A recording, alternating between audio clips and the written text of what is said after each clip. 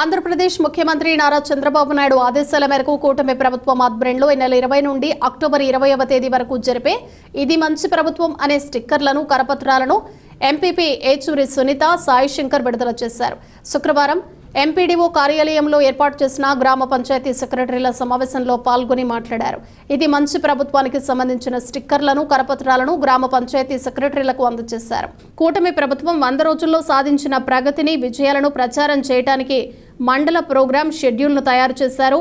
ఈ నెల 24వ తేదీన ముటుకూరు గ్రామంలో జరిగే ఇది మంచి ప్రభుత్వం కార్యక్రమంలో మాచర్ల ఎమ్మెల్యే జూలకంటి బ్రహ్మానందరెడ్డి పాల్గొంటారని, అధికారులు కూటమి నాయకులను కలుపుకొని క్రియాశీలకంగా బాధ్యతాయుతంగా పనిచేయాలని సూచించారు.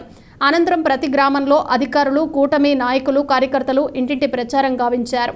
చంద్రబాబు నాయుడు ధన్యవాదములు. అదేవిధంగా ఇండియా కూటమి తెలుగుదేశం పార్టీ, జనసేన, బీజేపీ మరియు పార్టీకి 100 రోజులు పూర్తి చేసిన సందర్భంగా ఇది మంచి ప్రభుత్వం అనే విధానంతో 6 రోజులు ఈ కార్యక్రమం చేయాలని బాబు గారు నిర్ణయించారు. ఈ 100 రోజుల కార్యక్రమం ఏంటంటే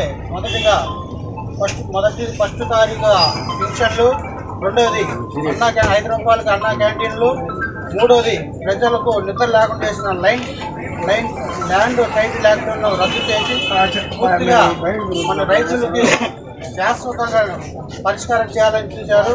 మూడోది విజయవాడ నగరంలో వరదలు 10 రోజులు అతలాకుతలైన సందర్భంగా చంద్రబాబు గారు 10 రోజులు నిద్రాహారం లేకుండా కష్టపడి ఎంతో మళ్ళీ అదేవిధంగా పరిశుభ్రత చేసి పిల్లలు ఉండేటట్టుగా చేశారు. ఆరోది ప్రతి నెల 1వ తారీఖున గత ప్రభుత్వం అయితే 1వ తారీఖు పడడం తెలీదు, 10వ తారీఖు పడి తెలీదు, 5వ తారీఖు పడి తెలీదు జీతాలు. ఇప్పుడు మొదటి ఫస్ట్ తారీఖే పడేట్టుగా చేశారు.